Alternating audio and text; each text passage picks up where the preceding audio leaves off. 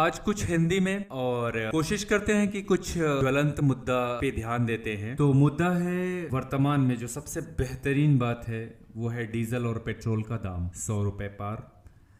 और कोशिश करेंगे कि इसे कवर करेंगे कुछ प्रमुख पॉइंट्स में। पहला, आम आदमी पर इसका प्रभाव वर्तमान में। दूसरा, पूर्व प्रधानमंत्री डॉक्टर मनमोहन सिंह की नीतियां एवं उनके द्वारा दिए गए वक्तव्य। तीसरा, कर्ज का ग्राफ भी देखेंगे हम, इस देश पे डीजल एंड पेट्रोल के कारण जो कर्ज पड़ा है उसके बारे में। चौथा, विश्व मार्केट की बात करेंगे हम, जिसमें यूएई और सऊदीया के जो वृद्धि हुई है तेल की प्राइस में उसके बारे में बात करेंगे।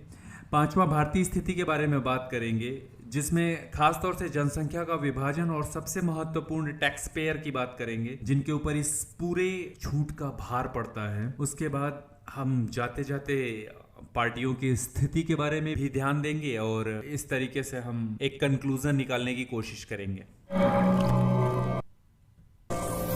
जैसा कि हम जानते हैं, आज के समय में डीजल और पेट्रोल से अगर हम सही तरीके से सोचें तो हर जनमानस डीजल और पेट्रोल से जुड़ा हुआ है। छोटी से छोटी आवश्यकता की पूर्ति के लिए कहीं न कहीं से प्रत्यक्ष या अप्रत्यक्ष रूप से हर इंसान डीजल और पेट्रोल पर निर्भर करता है। आपको कहीं यात्रा करनी है, कृषि के उपकरण चलाने हैं जैसे ट्रैक्टर इत्यादि, या कोई इंडस्ट्री चलाना है या ईंधन का इस्तेमाल करना है, तो आपको कहीं न कहीं घूम फिर के इन चीजों की जरूरत पड़ती है। अगर सही तरीके से समझा जाए तो पूरा देश बिना ईंधन के नहीं रह सकता और डीजल पेट्रोल सबसे महत्वपूर्ण है आज की डेट में। तो अगर सच तरीके से कहे तो एक आम आदमी के जीवन में डीजल पेट्रोल की बहुत इंपॉर्टेंस है और हर चीज उसकी प्रभावित होती है इस पर्टिकुलर चीज से। डीजल और पेट्रोल की बढ़ती हुई कीमत कहीं ना कहीं हर तरह से हर लोग को प्रभावित कर रही है। आप सभी ने डॉक्टर मनमोहन सिंह का वो स्टेटमेंट के बारे में जरूर सुना होगा जिसमें उन्होंने कहा था कि पैसे पेड़ पर नहीं फरते, और विपक्षी पार्टियों ने उनका इस्तेमाल भी बहुत अच्छे से किया था। पर किसी ने ये सोचा नहीं था कि बेसिकली वो क्या चीज जिसने जो देश के प्रधानमंत्री को, और एक ऐसे प्रधानमंत्री को जो अपने आप में ही एक अर्थशास्त्री भी है, उन्हें ऐसा बोलने पर मजबूर किया। हम अगर कुछ आंकड़ों की बात करें या उनके कुछ स्पीच की बात करें तो मैं एक भाषण जो माननीय तत्कालिक प्रधानमंत्री द्वारा दिया गया था 4 जून सन 2008 को, जो कि देश के नाम एक संदेश था, उसमें कुछ बिंदु बहुत साफ साफ उन्होंने बताया था। 2008 में ही ये जो पेट्रोल के दाम हैं और जिस पर गवर्नमेंट सब्सिडी देती है, तकरीबन 2 लाख करोड़ रुपए का गैप हो चुका, जिसमें उन्होंने 1.5 लाख करोड़ रुपए के बॉन्ड जारी किए, ऑयल बॉन्ड्स। अब ऑयल बॉन्ड्स क्या होते हैं, अगर इसके बारे में हमें जानना है तो थोड़ा सा ऑयल बॉन्ड्स को समझना होगा। ऑयल बॉन्ड्स वो बॉन्ड होते हैं जिन्हें पैसे न देने के कारण सरकार को उन तेल कंपनियों को देना होता है, जिसके बदले में ब्याज सहित पैसा एक निश्चित समय तक वापस करने की ये गारंटी पेपर देते हैं। और नॉर्मली ये 10 साल के लिए होता है, यानी कि अगर 2008 में कोई अगर बॉन्ड जारी किया है गवर्नमेंट ने, तो उसे चुकाने के लिए 2018 में इनको चुकाना ही पड़ेगा वो पैसा।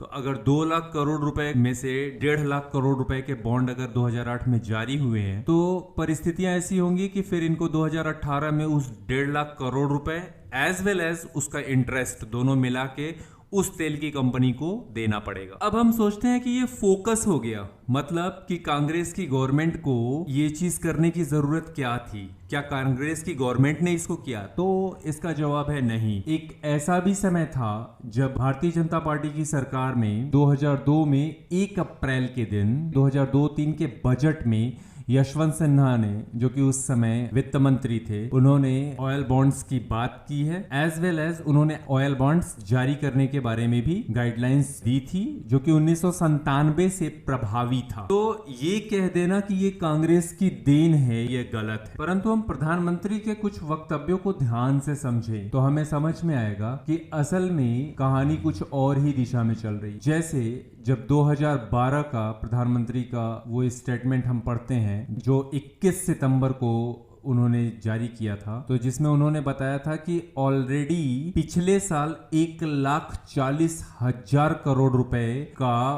बॉन्ड जारी कर चुके थे वो, या ये कहें कि उतने रुपए का घाटा ऑलरेडी पिछले साल हो चुका था और 2 लाख करोड़ का इस बार होने का उन्होंने आशंका जताई। तो अगर सही तरीके से समझे तो ईयर बाय ईयर लगातार ये घाटा चल रहा था। साथ ही जब हम 2008 के 4 जून के उनके भाषण को ध्यान से देखें तो हमें दिखता है उन्होंने साफ साफ इस चीज का इंडिकेशन दिया था कि हम ये जो कर्ज ले रहे हैं ये बेसिकली हम अपने आने वाली पीढ़ी और हम अपने बच्चों के ऊपर कर्ज दे रहे हैं। बात तो उन्होंने कर दी कि हाँ हम कर्ज दे रहे हैं, पर उस कर्ज को चुकाएंगे कैसे, इसके बारे में कभी भी कोई डिस्क्रिप्शन ना तो उस समय दिया गया और ना तो बाद के समय में इस बारे में बताया गया। सिर्फ कर्ज लिए गए और कर्ज और बस कर्ज लेना ही काम था एकमात्र। मेरे पास 2014-15 का यूनियन बजट का डाटा है जिसका एनेक्स्चर 6E बताता है कि ऑयल कंपनी को कितना पैसा अभी चुकाना है। आपके सामने है, आप खुद अंदाजा लगा सकते। बात करते हैं चौथे पॉइंट, वर्ल्ड मार्केट। 2 परिस्थितियां हमारे सामने पहले से ही खड़ी हैं। नंबर 1 कि आपके पास कोरोना एकदम भयंकर तरीके से देश में फैला हुआ है। उसके साथ साथ जब हम विश्व बाजार की बात देखते हैं तो यूएई और सऊदीया दोनों का मेरे पास ये डाटा है जो ये बताता है कि लगातार जनवरी से लेकर अभी तक ये प्राइस लगातार बढ़ रहे हैं और इन घाटों को कैसे पूरा किया जाएगा इसके बारे में भी कोई गाइडलाइन नहीं। ना तो हम पुराने कर्जे कैसे चुकाएंगे उसके बारे में कोई गाइडलाइन, ना हम ये जो प्राइस अचानक बढ़ रही है इसको कैसे चुकाएंगे उसके बारे में कोई गाइडलाइन। तो कुल मिला जुला के हम अंधेरे कुएं में केवल पत्थर मार रहे हैं और सही की उम्मीद कर रहे हैं और लगातार हर साल सब्सिडी के नाम पे दिए गए छूट हमारे ही ऊपर कर्ज के रूप में चढ़ रहा है और ये हमें अच्छा लग रहा है जो टैक्स पेयर के दायरे में। पर समझने की बात ये है कि ये 27 करोड़ की पॉपुलेशन बेसिकली 106 करोड़ को खिला रही है 27 करोड़ के साथ। ये आपके और हमारे समझने की बात है कि बर्डन किसके ऊपर पड़ रहा है। रही बात किसान की तो हमें समझना चाहिए कि गवर्नमेंट जो है लगातार उन्हें या तो खाद है या उनके लिए बीज हैं या उनको जो है बिजली के बिल में लगातार सब्सिडी देते जाती है और उसके बावजूद भी वर्ल्ड मार्केट में जो 18 रुपए किलो गेहूं बिक रहा है उस गेहूं की प्राइस इंडिया में इंडियन गवर्नमेंट ने एमएसपी जो है वो 20-21 तक में तय करके रखी है। हम उस गेहूं को कभी भी विदेश में नहीं बेच सकते बिना घाटा सहे और इन सब चीजों का बर्डन भी उसी 20% जनता पर पड़ रहा है।